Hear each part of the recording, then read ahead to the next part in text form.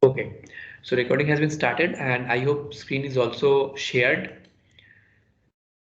So as I told that when we start the input output, there will be some discussion related that how you are creating the interface. Okay, so I'm not uh, going to the full screen because I may need to write something sometimes. That is why. So whenever you will read this input output, the first thing that your system, right? So your system, that means right now whenever we are using any computer device or any mobile device, so obviously every time we have seen that this computer is when we are interacting actually, so it is actually the human computer interaction, right, or human computer communication. So it is human to system, right? Another thing can be done like system to system communication. You have also done this thing several times. You have connected more than two systems and you have run some programs where some system will get some output from another system and it will show the input from it will get some input from the second system. So these are very common. And another thing is computer device communication. So you may feel some confusion between second and third point. So that is not any separate thing. Whenever you are connecting your computer with some other device which is other than a system, just like maybe it is a printer, maybe it is a television, maybe it's a mobile phone, so then you can say this thing that computer device communication. So while we are writing this thing now, our target is to read about input output. So that means when you are creating some communication, at that time actually you will think about that what method of input can be convenient, what method of output can be better, right? So that is why we have first given some option that how our system is actually interacts. Then next thing is accessing IO devices. So quite common that if you think that in right now I am taking this lecture in my laptop, so it has a keyboard, right? It has a mouse, and from where I am getting the display, the screen. If you think about the desktop system, and if anyone has assembled any desktop system anytime in his life or in her life, so he can easily relate this thing that whenever we get some assembling task of the desktop system, we usually observe that a set of bus has been given, right? So usually we connect our keyboard, we connect our mouse to the USB port. That is not any problem. Yes, we have connected it through a USB port, but through this USB, some connection obviously is in there where it is actually going to the processing unit, right? Thus, whatever you will write, your system will take this data as an input. Or you may also have found this that in the older desktop system, there is one SMPS, and from the SMPS, set of buses are connected. Then one was connected to the motherboard, one was connected to the monitor's point. That means where you will actually connecting the monitor that particular point it will be connected. Another was connected to the CD-ROM in the earlier days.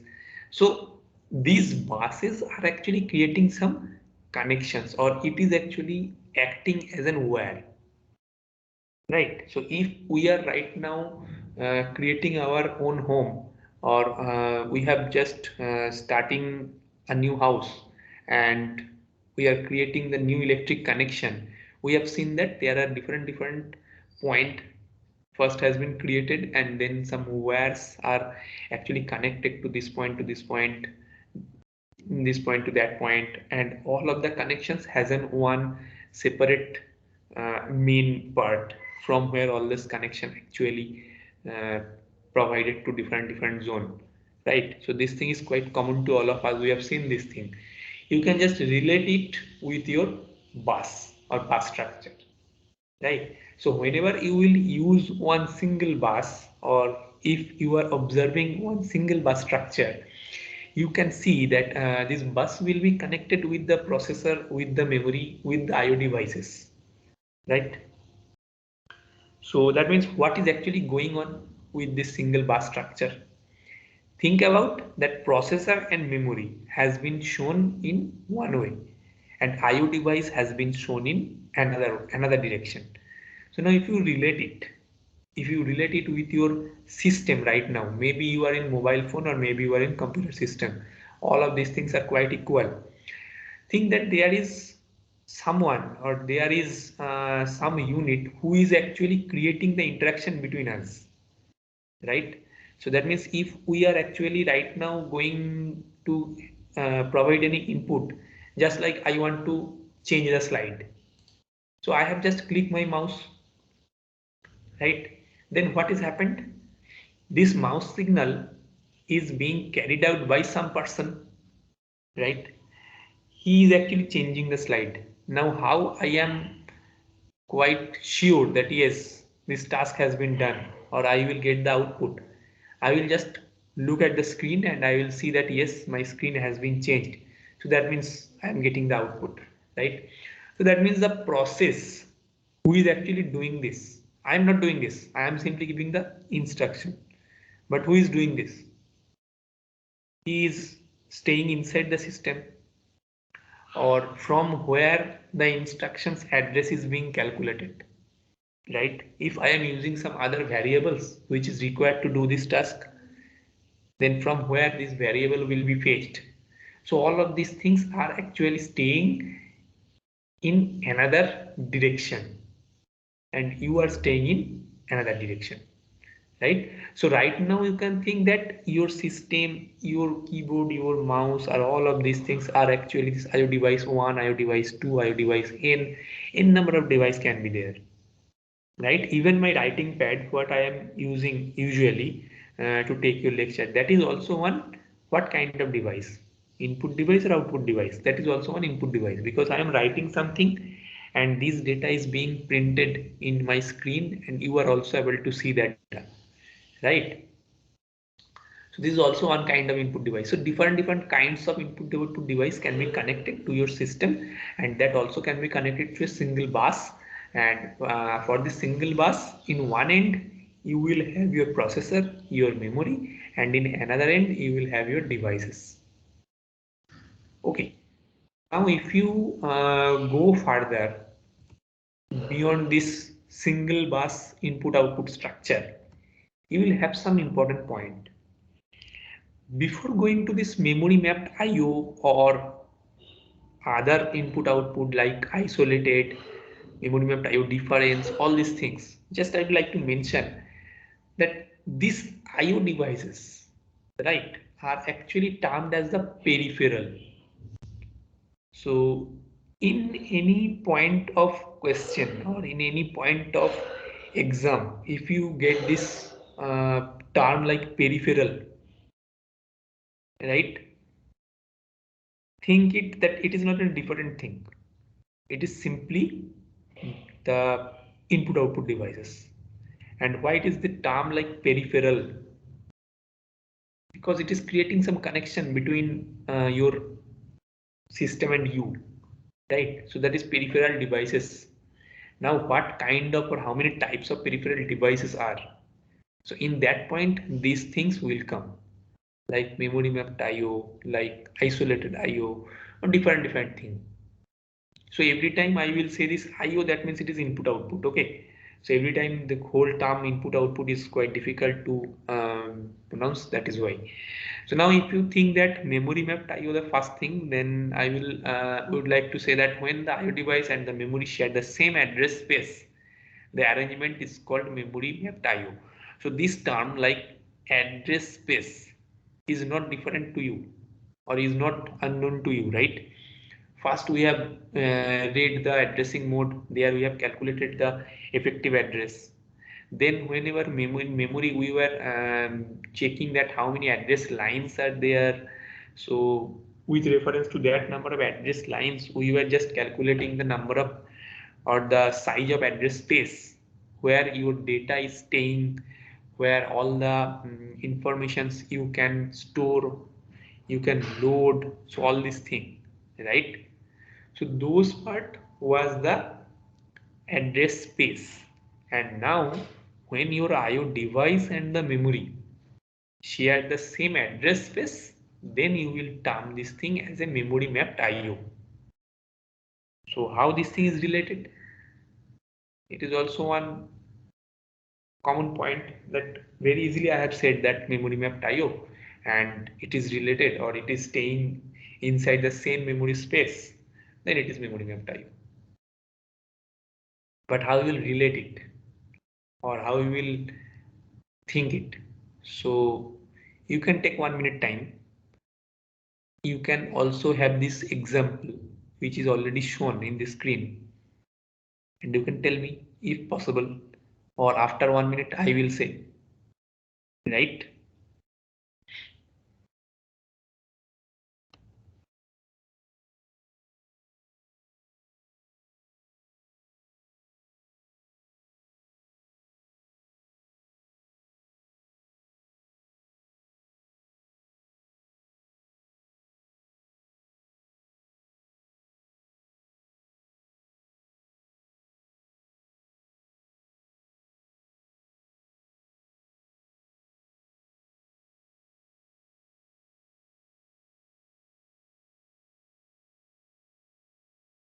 So I would like to again continue. So just now I feel one interrupt. What kind of interrupt? That I am talking. Suddenly I feel that I need to adjust my throat. It is creating problem due to cold and cough, right? So what I will do? I simply muted the button and I simply adjust my situation, and then I am again continuing, right? So what the input data I was transferring, that means I was delivering some information to you all. Suddenly some signal told me that you have to stop and you have to adjust, and then again you can continue, right? So that is only I just stopped, I just corrected my problem, and again I am continuing, right? So those are actually interrupted input output. So this thing also you will see in our system also different types of interrupt usually we face, right? Just like you are continuing any program and you are facing one uh, a kind of thing that whenever we were discussing this pipeline part, we were observing that suddenly you face one what I can say memory sharing problem, and you have to wait for some time, right? So that is one interrupt type of thing. So where we were actually this memory mapped IO, and we were saying that yes, your memory is sharing the same address space with this input output devices. So think about this particular example where this thing has been given like move data in register O or register 0, then move register 0, then data out. So you can think that whenever you are writing these instructions, right? So these instructions are actually staying in some location, right? And this data in, right? So that means it is some memory address actually. So you are just trying to store the content of R0 into that particular memory location, or you are trying to load this particular or you are trying to sorry you are trying to store this particular memory location data out to the register R0 for showing the output to the user.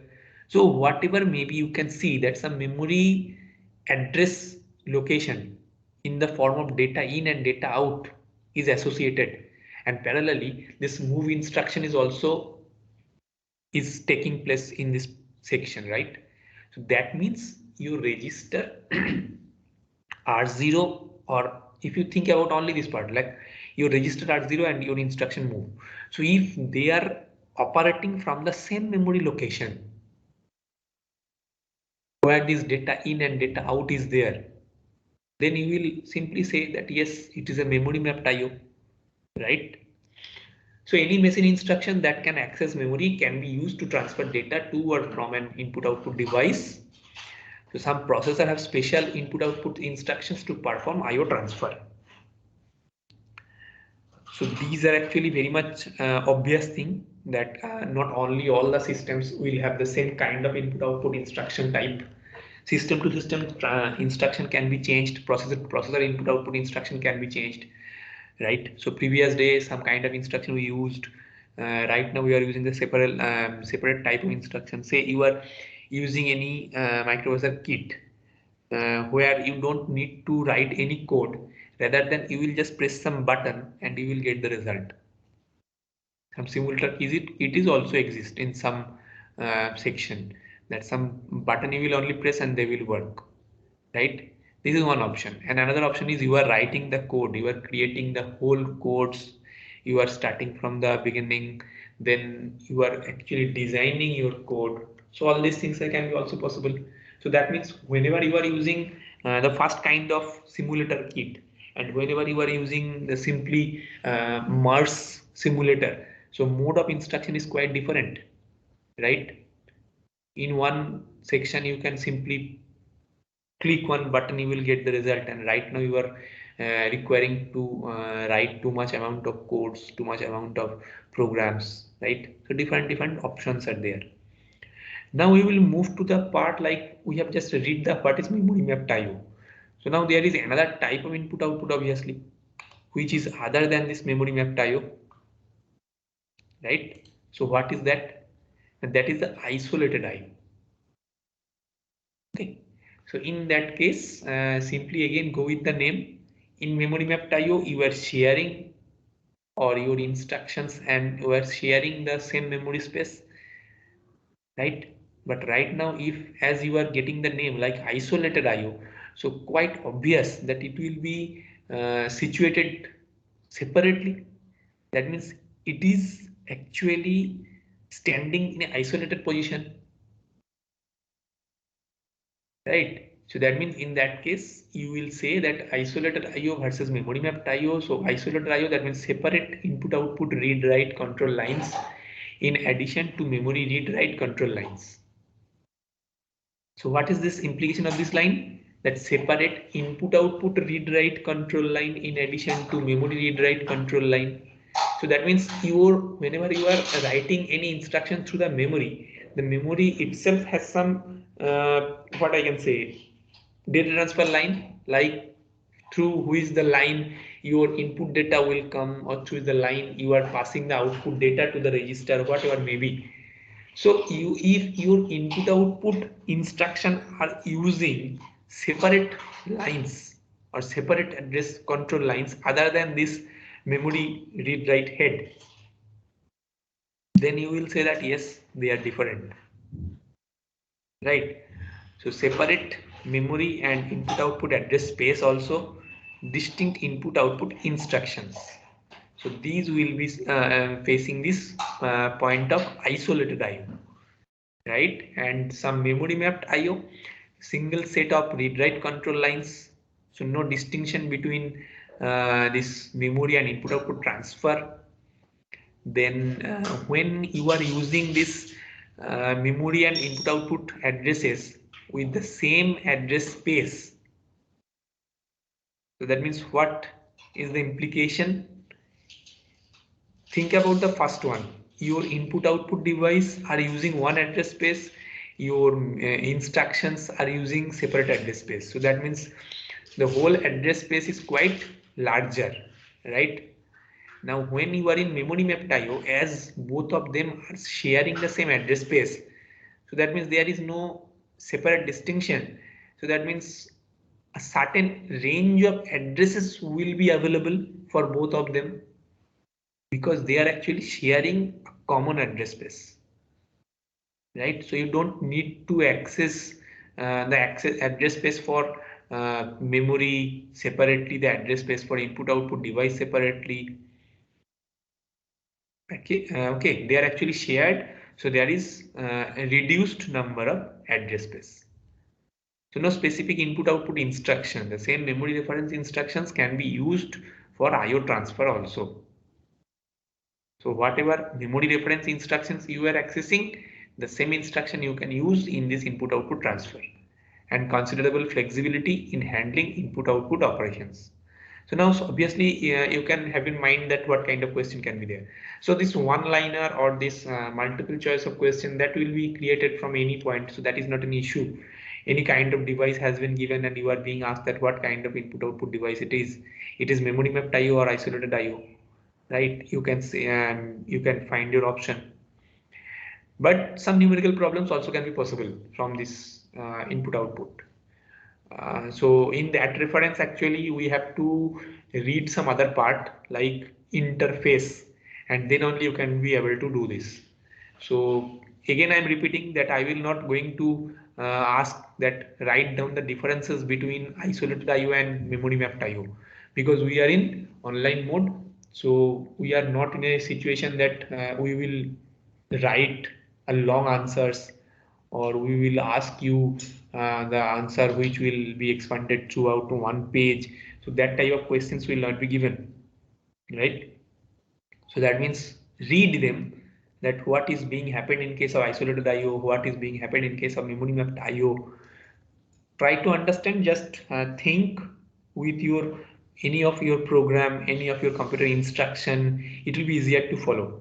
It is not any difficult thing, right? And then you can easily relate them. So never ever try to memorize, never ever try to remember everything that you have to remember. Okay, it is not like this. So next part we are coming, that is one interface. Just I told this thing to you, that interface. So in this interface we will see that a set of buses are there, right? Which will be actually connected with this interface, okay, as an interface to the input device. So that means if you are thinking that who is your interface, so your bus is actually creating the connections to the input device. You are actually giving the input output, and address decoder, control circuit, data and status registers, all of these things are actually the interface, right? So now obviously you can think about that this data line, address lines will be connected to which segment of my system. So obviously they will be connected as their requirement, because your address line may be connected with the output device, address line may be connected with the input device. That is not any problem. Data line also will be connected with them. Control line obviously will be connected with your CPU. So those connections, what we taught or what we saw in the time of memory architecture, that will be similar. Here actually whole connection has not been shown. Here only interface is being shown, which is a separate thing other than the bus structure and the input device, or which is actually creating like a, what I can say, like a medium or like a medium, right? So from the input device, when you are getting giving some input instruction, obviously address decoder is required. Why? Because you need to know that which data you will take, or in upcoming set of instructions, which of the address locations need to be taken care of, right? Control signals is required, control circuit is required to identify the control operation. That means what kind of operation you will need to do, whether you are going to enter in any loop, whether you are facing any interrupt. So all these things are coming in the control circuits. Now the next one is data and status registers. So you know this thing, this part also, that data and status registers. So we have seen that the status registers, data registers, all these things are actually related to the flag part, what we taught in this architecture, microprocessor architecture section. So in the data part, in the status part, flag was very much related, right? So we just checked that how you will manage those flags, how you will inform that it is overflow, how it is, how you will inform that there is a carry, right?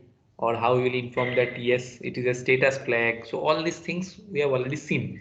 So that means those registers who are actually holding these flags, who are actually holding this status part, or maybe those circuits who are actually creating the connection between the system and the input output device, right, who are responsible to manage the address decoding section. So all of these things are coming in the interface part.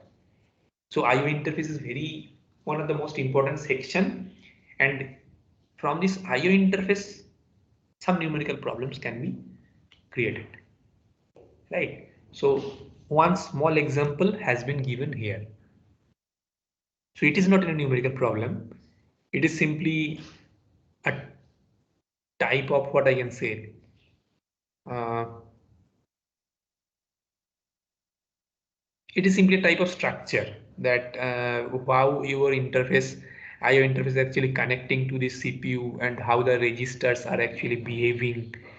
Okay, so if you just go with the detail, I'm not sure whether you are clearly able to see this thing.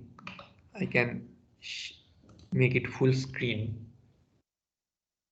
Okay, so you can see that in this case, previously, in this previous diagram, actually, when you just see that this part, like bus is being connected with this interface and input device. If you just related the same thing, okay, so what are the different components here? First thing is IO interface is the heading actually. Then IO device that is staying in this right hand side. CPU that is staying in the left hand side. Now bus buffers, timing and control, right? So bus buffers means it will just check that what kind of bus you are using. Right now the example has been given as a bidirectional data bus, right? And there is some internal bus also who is actually creating the connection between the IO interface and the IO device, right? So say port A register, port B register. Two registers are there for input output data transfer. Control register are there for controlling the signal. Status register are there for identifying the status flag. So that means whether you are uh, just like, for example, that whether you have in carry or whether you are add overflow part, whether you are facing any difficulties, okay, whether your carry overflow is uh, creating some memory overflow problem. So that kind of any kind of status. So that means status register, control register, input output data register. So now if you observe the arrow direction for the input output data, it is bidirectional. So quite obvious, because from the input output device either you can give input or you can get input or you can get output. So that is why they are bidirectional. Now control. So this control register actually controlling your input output device, that what kind of data you will pass in which direction or in which frequency I can say, or whatever may be the control mechanism to input to give the input of your data or to take the output from the system. So that is why it is actually interacting to the input output device, right? So that is why it is arrowhead is actually to the input output device.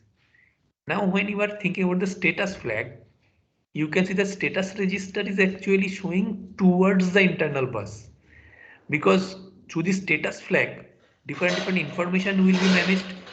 Later it will be discussed that whether your system is in a case of working condition or not in a working condition, whether you have to halt, whether you have to stop, all these other things, right? And some other point has been given as an CPU part, so it is timing and control, some chip select, some register select, RS1, register select, RS0, input output read, input output write. So all these things are very common to the memory chip. Whenever we design the memory chip, we saw all these components, right? So now if you think that programmable interface information in each port can be assigned a meaning, so what kind of meaning they are assigning? The port A data, right? So that means if you are trying to give any data, then you will use the port A. Through port B, you will give the command. Just like input output command you are trying to give. Port C, that means control, and port D for status. So which were these parts? The right hand side. Port A, port B, control and status. So control is port C and status is port D. Then next one is CPU initializes the load of each port by transferring a byte to the control register. So that means whenever you will in this section, like if you are taking this chip select part and you are keeping this register select 1 and register select 0. So if your chip select is 0, that means you are not selecting any of the chip, right? So which of the sections you are considering as the chip select? This RS1 and RS0. That means this register select and this register select. Okay. So if you are thinking that yes, your chip select is 0, that means you are neither selecting RS0 nor selecting RS1. So that means it is in a high impedance state. Previously also we looked this thing when we are reading this memory architecture or memory connection to the CPU. Then when you are allowing your chip select as 1, first thing you need to know that which chip is actually working. Right, either it is chip select 1, both of them is 0 0, or they are 0 1, or they are 1 0, or they are 1 1. Then it is one decoder will be there. You can see that when it is 0 0, port A will be activated. When it is port B, 0 1 should be there. When it is 1 0, control register should be there. And when both of RS1 RS0 will be activated, then your status register will be working. So that means all of this thing, that means all of this control is actually maintained or actually done by this section. If I make a mark, a quick mark, then you can see that all of this control is actually being done by this particular point or this particular chip. Here you are getting this chip select 1 and all of this thing is 0 0, RS1 RS0. So register select 1, register select 0. That means through a decoder it is connected and as 0 0, so that means this is activated. You can see port A register 0 1, port B register 1 0, port C register 1 1, port D register. So for your own understanding you can write it like this. So that means easily you can expect that a basic numerical can be created from here. One situation will be created that this is this type of register for read and this is register for write. Then in your chip select you are passing 1 0 whether you will have the read operation or write operation. So anyone this kind of problem can be created from this structure. Okay. So this is actually the point of input output interface. Right. So now some other technique topics are there like asynchronous data transfer. So asynchronous and synchronous. Again, if you just go with the name, you can just have some idea that synchronous means all of the thing is happened at the same time, right? And asynchronous means it is not in the same time. So now if you go with this simple line, same time and not in same time, first thing you should know that who is controlling the time. Obviously in our system related operation, a clock is there and this clock is actually creating some timing control. So clock will create the timing part, right? So that means in case of synchronous data transfer, all of the devices derive the timing information from common clock time. That means all the related devices which you are actually considering, all of them are actually working in a common clock time. Then it is synchronous. So common clock time means in a common clock time they all are working. So you can able to control with one single clock pulse. Now when it is a asynchronous part, it is obviously no common clock time. They can be different, right? So in case of asynchronous data transfer between two independent units requires the control signals be transmitted between the communicating units to indicate at the time at which the data is being transmitted. So if you don't understand this thing, forget about it. Just think that you are not using any common clock pulse. Your clock pulse is different. That means you are in asynchronous mode. That means whenever you are in asynchronous mode, you are sharing one data with some other unit, right? So that means how you will be sure that yes, the other unit has received the data, or how the other unit will be sure that yes, you will transfer this data, right? So that means some acknowledgement type of thing will come in action. So a stroke pulse is actually like this. A stroke pulse is actually like this, that it will create a pulse which actually think that whether you are in a situation to send some information or you are in a situation to receive some information. So that is thing has been written that a stroke pulse is supplied by one unit to indicate the other when the transfer will be occur. And another thing is handshaking. So handshaking is a common signal accompanied with each data being transmitted to indicate the presence of data.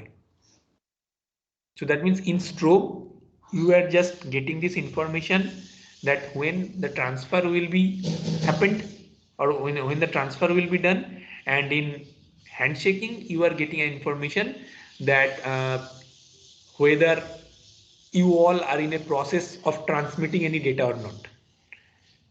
Okay, so these were the part up to asynchronous data transfer. So this is a common thing of input output. So some details of handshaking, strobe also is there.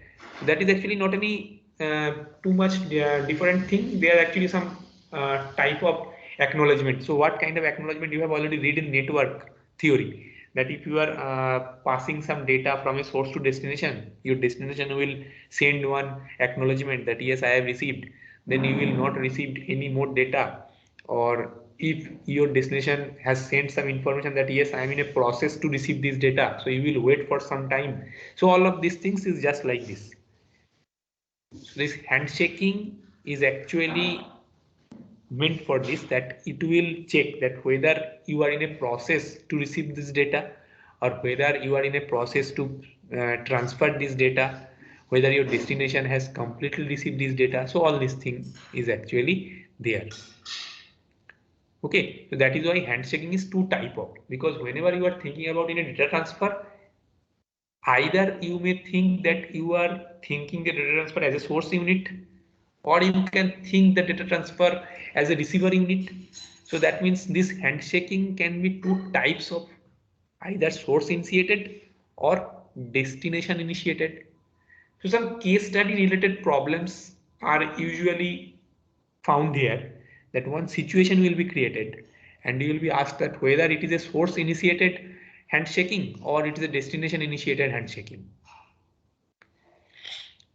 Okay, so I will stop here today. I will not continue anymore.